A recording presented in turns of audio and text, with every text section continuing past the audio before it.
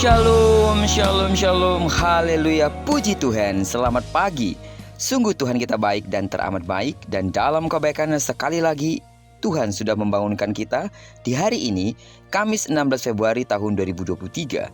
Dan percayalah, seperti Tuhan sudah memelihara dan memberkati kita di sepanjang malam yang kita lewati, maka di sepanjang hari ini Tuhan pasti akan menolong dan memberkati hidup kita. Baiklah, seperti biasa, sebelum kita lebih jauh melakukan semua kegiatan pekerjaan kita hari ini, mari kita landasi hidup kita dengan mendengarkan firman Tuhan dari pembacaan Alkitab satu hari satu pasal, dari pembacaan 16 hari bersama Markus. Dan hari ini kita telah berada di hari yang ke-14, maka kita akan membaca kitab Markus, pasal yang ke-14 ayat pertama sampai dengan ayat yang ke-72. Judul renungan kita pada pagi hari ini, Tulus dan Maksimal. Sebagai pengantar renungan ini, saya akan coba bacakan untuk kita ayatnya yang ke-9. Aku berkata kepadamu, sesungguhnya di mana saja Injil diberitakan di seluruh dunia, apa yang dilakukannya ini akan disebut juga untuk mengingat dia. Menjelang peristiwa penyalibannya, Yesus mengalami suatu momen indah ketika banyak orang mencari cara untuk menangkap dan membunuh sang guru dari Nazaret itu. Ternyata masih ada cinta yang ditunjukkan oleh seorang perempuan. Tindakan perempuan itu merupakan ekspresi kasih dan penghargaan kepada Yesus. Peristiwa itu terjadi di Betania, di rumah Simon yang dijuluki juga si Kusta.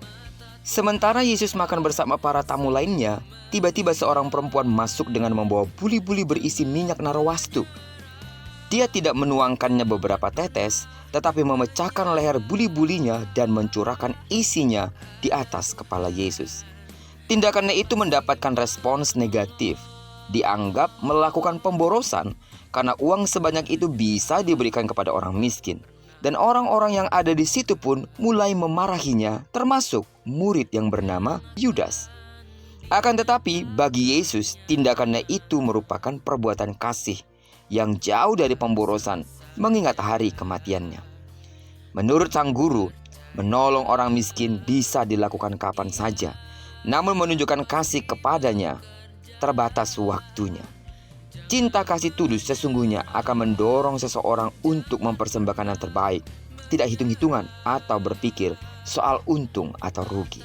Sidang jemaat Tuhan, saudara kekasih di dalam nama Tuhan Yesus dimanapun saudara berada, dari tindakan perempuan itu kita bisa belajar bahwa kasih tulus bisa menjadi daya dorong bagi kita untuk melayani Tuhan sebaik dan semaksimal mungkin.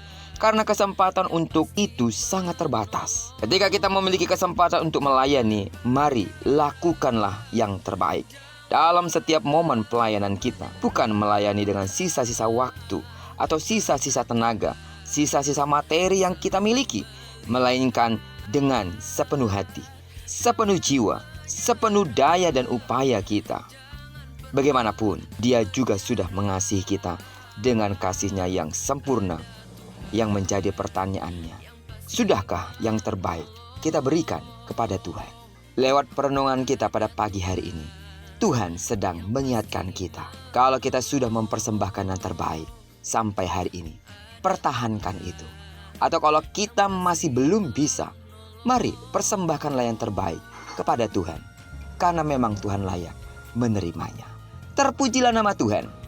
Diberkatilah kita sepanjang hari ini, digenapi firman-Nya yang telah berjanji bahwa apa yang dikerjakan tangan kanan dan tangan kiri kita dibuatnya berhasil, amin.